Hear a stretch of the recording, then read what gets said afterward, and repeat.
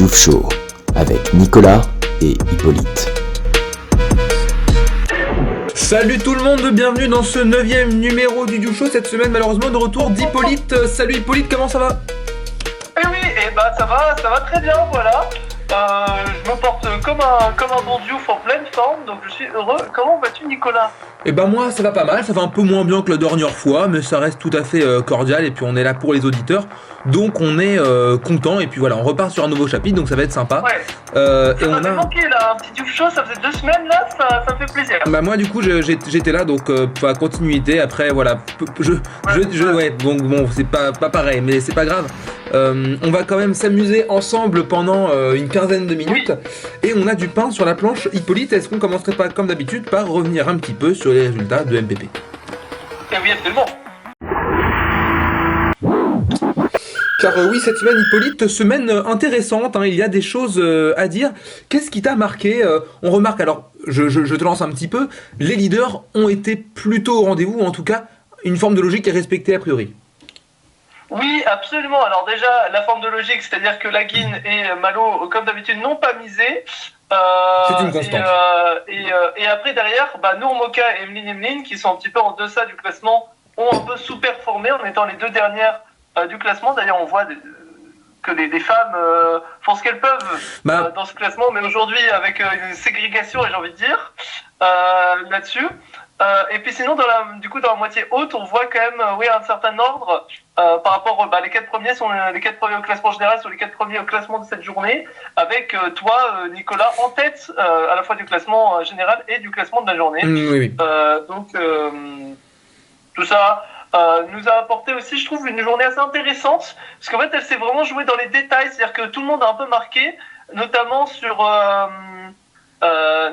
les matchs à faible cote. Tout le monde avait à peu près pressenti la victoire de l'OM contre Marseille, la victoire de Monaco contre Nantes, la victoire de Paris contre Toulouse, la victoire de Lyon contre Montpellier, ou encore la victoire de Nice contre Le Havre. Beaucoup de matchs à faible cote, mais tout le monde s'est dit on va quand même sécuriser les 38 à 67 points. Oui, c'est vrai, parce que c'est vrai qu'on en parle souvent, mais il y a des semaines où on remarque que les petites cotes sont un peu boudées par les parieurs, qui se concentrent plutôt sur des coups d'audace en disant pour 38 points, on va plutôt parier sur un match nul, par exemple entre Toulouse et Paris. Peut-être que la semaine dernière, on aurait eu une recrudescence de matchs nuls, un partout, etc. Non, cette semaine, les parieurs ont osé. Non. Et c'est effectivement la même chose. Ouais. Tout le monde s'est dit, faut prendre ce qu'il y a à prendre, donc on assure les points, même si c'est seulement 38 petits points de Marseille et domicile contre Saint-Etienne, on assure. Et en fait, la différence s'est faite dans les autres pronos, notamment la victoire de Lille, où encore une fois c'était aussi une cote alors un peu plus serrée, mais voilà. Et là par exemple, personne ne l'avait trouvé, tout le monde avait tenté quelque chose sur la victoire de Lille contre Rennes. Alors Reims-Angers, on n'en parle pas. Oh là là. On en parlera, Hippolyte, on en parlera, mais c'est catastrophique. On en parlera, mais par exemple, Redougnio a été très inspiré et a empoché les 127 points là-dessus. Donc, bien joué de sa part. Le match et ce qui a fait la différence, je pense, c'est ce Brest-Auxerre. Ce match nul où toi, Nicolas, tu as trouvé le bon chrono. Lucas également, 119 points. Ça, c'est quand même un très très beau coup. Et puis après, il y a le petit Lens Strasbourg. Pareil, c'était une petite cote, mais tu es le seul à avoir tenté la victoire de Strasbourg. Donc à un moment, tu as eu le feeling. Et effectivement, je pense que c'était le meilleur à tenter. Tu as eu les 142 points de la victoire de Strasbourg. Mais oui, c'est très très bon feeling qui te permet de passer en tête de cette journée. Comment tu ressens la pression du leader? Là, on arrive vers la fin de la saison maintenant. Est-ce que tu ressens une pression en tant que premier là? Je dirais que dans les dernières semaines, je gardais un petit peu la face. Je parlais pas de pression, mais en vérité, en coulisses, il y en avait un petit peu parce que je voyais que ça recollait. J'étais jamais très loin, mais j'étais jamais premier, donc ça grappillait. Tu vois, c'est comme vider une baignoire avec une petite cuillère, mais le robinet il est ouvert, tu vois. Donc l'avant c'est le fond, et puis la baignoire elle risque de dépasser. Là, on a ouvert un petit peu le siphon, et puis surtout on a bien écopé, donc on reprend un petit peu de marge. Voilà, une marge confortable. Mais après voilà, je me sais aussi un peu irrégulier parfois, c'est-à-dire que je suis jamais loin. Mais j'ai rarement été en tête, en tout cas rarement avec une aussi grande marge que cette semaine. Donc voilà, on respire quand même avec ce résultat, et effectivement je suis content d'avoir été assez bien inspiré. Pas de grosses cotes, pas de score exact, mais des choix payants et quelques petits risques, notamment sur Brest et sur Strasbourg, qui ont été payants. Oui, effectivement, on peut noter effectivement ces petits risques qui ont été payants. Du bon feeling. On voit aussi que je suis très serré dans la bataille avec Lucas, dépendant de qui sort le bon chrono. La bataille se resserre, des fois à moins d'une centaine de points. Mais c'est un mano à mano, ça se joue des fois à un but. Une centaine de points d'écart. Ça peut jouer parfois à un but entre Lucas et toi, effectivement. On voit, il y a une cinquantaine de points qui vous séparent. Redugno n'est pas en reste, hein, il a passé la barre des 6000 points. Après avoir passé les 5000, il passe les 6000, il enchaîne Redugno. Et ça annonce un très très beau duel pour le podium et pour la seconde place, et peut-être même pour parce que voilà, j'ai pas gagné, hein. Donc ça reste au contact. Ouais, absolument, c'est une affaire à suivre, et j'ai envie de dire. Exactement, et je pense qu'une dernière chose qu'on pourrait suivre pour la semaine prochaine, nous en reparlerons, c'est qu'effectivement Laguine ne peut pas avoir toutes les qualités, il peut très bien être un très bon compagnon, un très bon analyste, quelqu'un de très créatif, mais c'est vrai que dans les paris c'est un peu pas pareil, finalement c'est un peu l'inverse de vous Hippolyte, mais Emeline va peut-être le dépasser la semaine prochaine, donc ce serait intéressant à voir si Emeline, en arrivant pourtant à la mi-saison passée, va réussir à dépasser Laguine. En tout cas c'est bien parti. Absolument. Je ne dirai pas de plus de choses sur cette analyse. On passe à la suite, à la minute Diakité. Allons-y, il y a du contenu cette semaine.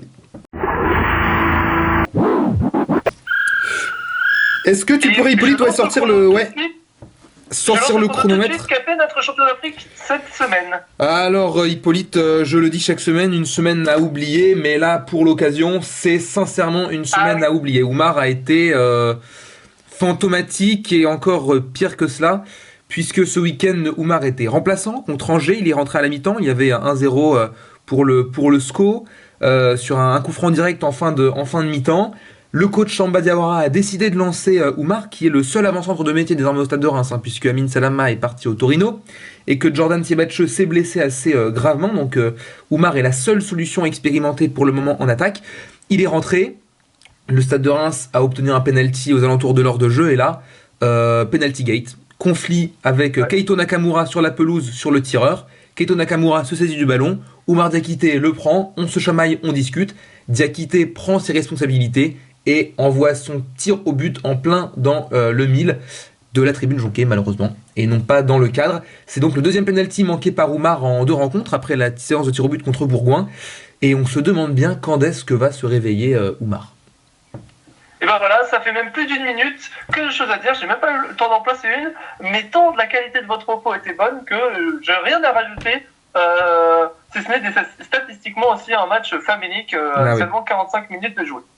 Famélique, effectivement, et puis les supporters commencent à bouder un peu Oumar, hein. Ça commence à se ressentir, on le voit sur les réseaux sociaux, j'ai effectué une veille avant l'émission, Diakité avec même parfois le nom Diakité mal orthographié, qui témoigne bien du détachement entre les supporters et l'attaquant ivoirien. Oui. On passe à la suite, et avant de passer à l'épisode, au chapitre prochain, le suivant, pardon, on passe peut-être au sponsor. Passons au sponsor, Hippolyte, tu vas nous dire qui nous sponsorise aujourd'hui. Et aujourd'hui, grosse nouvelle, pas un, mais 2 sponsors. En la personne, évidemment, de François Civil. Comme d'habitude. Pour remercier, évidemment. Merci François Civil. Mais également un autre sponsor, et ça c'est une toute nouvelle, c'est le sponsor Nescafé, le Nescafé de Lucas plus exactement, qui sponsorise cette émission ainsi que le reste de cette saison. Et vous voulez que je vous dise quelque chose d'absolument dingue, c'est que actuellement, pendant que vous annonciez les sponsors, moi je me désaltère un petit peu, vous savez ce que je bois ? Un Nescafé de Lucas ? Je bois un Nescafé de Lucas. Je bois exactement. J'ai 2 cuillères de Nescafé, de l'eau chaude, et voilà. C'est enthousiasmant, ma foi. Merci à eux, c'est vrai que c'est enthousiasmant. Non mais c'est vrai que c'est enthousiasmant. On s'en rend pas compte, on n'en parle pas souvent, mais c'est enthousiasmant. Ah oui, absolument. Ça met de bonne humeur, j'ai envie qu'on passe sur une chronique un peu plus sympathique, un peu plus good vibe après la minute Diakité morose de cette semaine. Est-ce que nous n'inaugurerons pas une nouvelle chronique cette semaine? Hippolyte, c'est toi qui as soufflé l'idée, c'est le mot du jour. Et oui, absolument, le mot du jour. Alors qu'est-ce que c'est que le mot du jour, Hippolyte, pour nos auditeurs? En quoi ça consiste? Très simple, l'un des 2 présentateurs a préparé un mot dans sa besace à faire deviner, et de l'autre côté, l'autre doit deviner ce mot en 3 étapes. Tout d'abord, je vais donner seulement un synonyme, ensuite je vais donner la première lettre de ce mot, et si tu n'as toujours pas trouvé, je te donnerai la définition de ce mot. Est-ce que tu es prêt pour avoir le premier indice? Je suis très prêt. Le jeu est un tout petit peu moins passionnant que la chronique imaginée par Amaury la semaine dernière, mais c'est quand même sympa et ça fait du contenu, donc on peut y aller. Alors je vais te donner 3 mots qui sont des synonymes du mot que je vais te faire deviner. Allons-y. Donc épais, corpulent, mastodonte. On dit donc épais, corpulent, Mastodonte. Est-ce que c'est un... Je peux poser des questions ou pas, Hippolyte? Oui, oui, absolument, absolument. C'est un animal? Est-ce que c'est un être vivant? Non, non, non, on parle d'un adjectif, là. Ah, c'est un adjectif, d'accord. Ah, épais, corpulent, mastodonte. Massif, peut-être? Non, mais tu n'es pas loin. Ah, mastoc! Oui, Mastoc! stock. C'est Mastoc! Mastoc! Oh, c'est somptueux! Mastoc est le mot du jour! C'est magnifique cette performance, mais tellement, j'ai envie de te dire une fable. Là, j'ai envie de te donner une fable comme ça en improvisation. Improvise une fable, improvise-moi une fable, Hippolyte. Ouais, je t'improvise une fable, voilà. Allez-y. Un mastoc, marin bavard, parlait de tout dans le brouillard. Un jour, il railla un requin, pensant qu'il n'en saurait plus rien. Mais la pie, perchée loin, répéta tout le lendemain. Le requin, furieux, vint le voir. On parle en face, pas dans le noir. Moralité, les mots qu'on dit dans le secret reviennent toujours en reflet. Alors là, La fable du mastoc. est-ce que vous voulez que je sois absolument franc, Hippolyte? Ah, j'en ai envie. Si j'étais de mauvaise foi comme vous l'êtes souvent, je dirais que le poème d'Amaury est plus intéressant. En revanche, là, je suis obligé de l'admettre, c'est du très très haut niveau.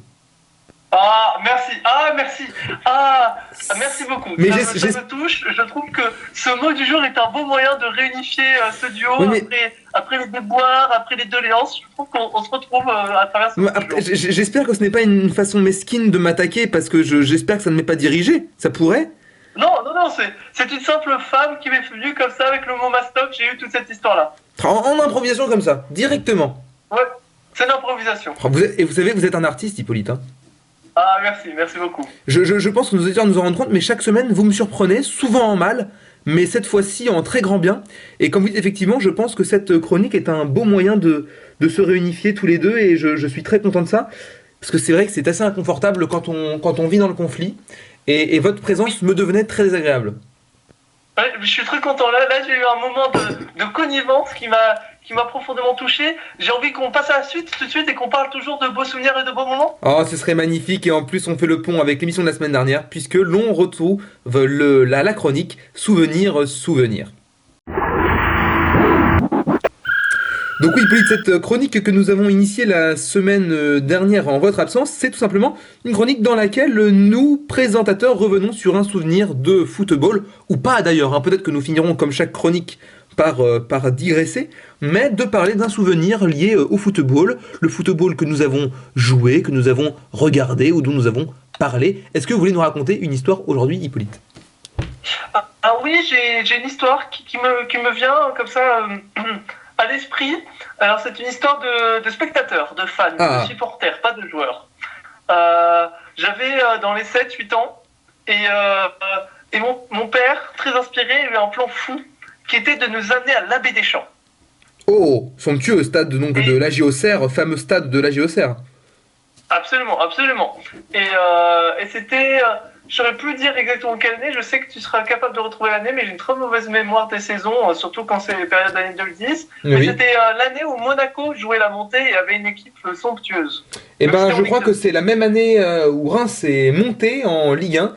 Ce devait donc être en 2011-2012. Ça doit être quelque chose comme ça. Pour moi, c'est un souvenir comme 2012, absolument. Et donc, on a pris la voiture, on a roulé jusqu'à Auxerre pour aller voir à l'Abbé des Champs avec mon frère et mon père un match de la GIA contre ce grand Monaco. Et c'était, je pense, c'est mon souvenir le plus ancien d'un stade.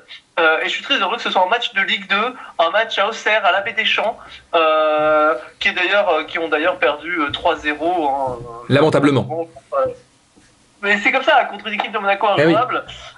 Mais c'est mon premier souvenir de stade. Et donc, quand Maury a évoqué cette idée de chronique, j'ai tout de suite pensé à ce souvenir-là. J'ai même pas eu à réfléchir à d'autres souvenirs, voilà. Mais vous savez, je n'ai pas raconté l'histoire la semaine dernière parce que celle d'Hippolyte était bien trop intéressante, la vôtre l'est un petit peu moins, donc je vais pouvoir raconter une histoire moi aussi, qui est aussi mon premier souvenir de stade, puisque moi aussi, mon premier match est un stade de Ligue 2, figurez-vous. Ah oui, c'est pas vrai. Si, c'était au stade Auguste Delaune à Reims, pour Reims-Lens, match de la montée. C'était mes voisins, Alain et Franck, avec qui j'étais allé. On les embrasse, on les remercie. Le Stade de Reims et Lens s'étaient quittés sur un match nul 1 partout, mais j'avais été marqué. Les joueurs du Stade de Reims, comme ils avaient la montée de validée, avaient tous, ou quasiment tous, les cheveux teints en blanc et rouge, les couleurs du club. Donc j'ai un beau souvenir de ce match. Et oui. Et je crois que c'était Clément Tinmont qui avait marqué pour Lens et Cédric Forêt, l'Ardennais, qui avait scoré pour le Stade de Reims. C'est pas vrai, magnifique. Est-ce qu'on se laisserait pas là-dessus pour cette semaine, Hippolyte, sur ces beaux souvenirs de stade et sur ces belles paroles et sur cette unité et cette paix retrouvée pour nous dire sans faute à la semaine prochaine dans la joie de se retrouver autour d'un nouveau Diouf Show. Ah oui, à la hâte de se retrouver autour d'un nouveau Diouf Show et si possible des bonnes nouvelles du côté de Marseille Équité parce que c'est tout ce qui manque pour l'espère. Le Diouf Show idéal aujourd'hui. Bien sûr, on attend que ces bonnes nouvelles du côté d'Oumar et le Diouf Show sera décidément resplendissant. Donc tout est entre les pieds d'Oumar. Absolument. À la semaine prochaine, Hippolyte. Ouais, à la semaine prochaine. Salut, ciao.